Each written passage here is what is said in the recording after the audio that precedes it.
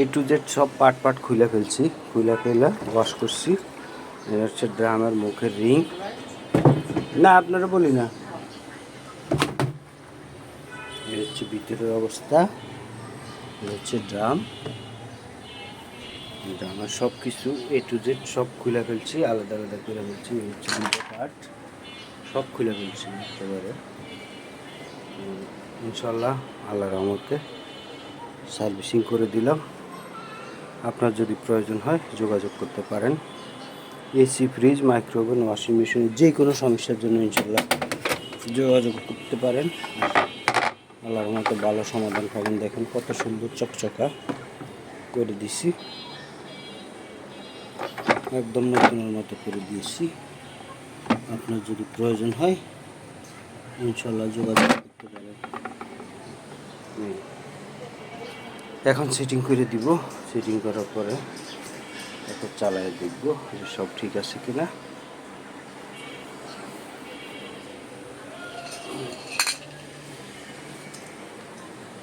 এখন নাটগুলো লাগায় আস্তে আস্তে সেটিং করে ফেলবো। আমার ওয়াশ করা শেষ,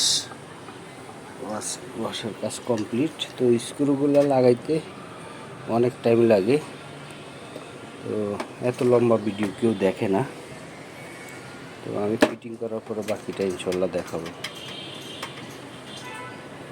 এত লম্বা ভিডিও কেউ দেখতে চায় না।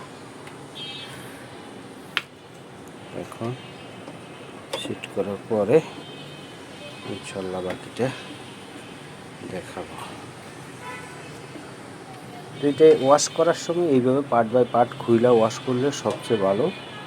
কারণ হচ্ছে এইভাবে পার্ট বাই পার্ট ওয়াশ করলে আপনার সুবিধা হচ্ছে যে আপনার আর 1 বছর 1.5 বছরের মধ্যে আর কোনো সমস্যা হবে না, একদম সুন্দরভাবে চলতে থাকবে মেশিন,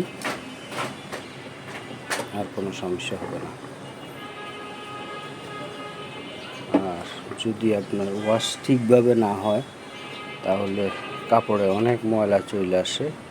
কারণ হচ্ছে ওই যে আস্তে আস্তে যে ময়লাগুলো জমলে তো ধরেন কি হয় যে আমরা মেশিন তো প্রত্যেক দিন ব্যবহার করি না, দেখা গেল 1 সপ্তাহে 1 দিন ব্যবহার করে, তখন ওই ময়লাগুলো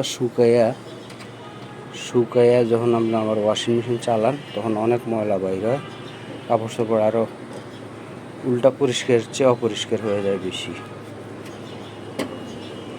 তো আপনি যখন সার্ভিস করাবেন তখন আবার নতুন যেভাবে কাজ করতেন ঠিক নতুনের যেই বিলটা সেটা পাবেন। এটা একটা সিঙ্গার ওয়াশিং মেশিন।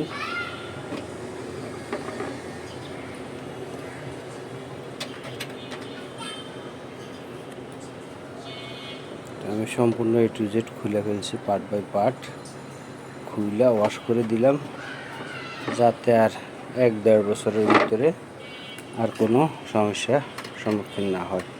আর ওয়াশিং মেশিন আপনার ওয়াশ না করলে, সার্ভিস না করলে আপনার মেশিনের বিভিন্ন ধরনের সমস্যা দেখা দেয়।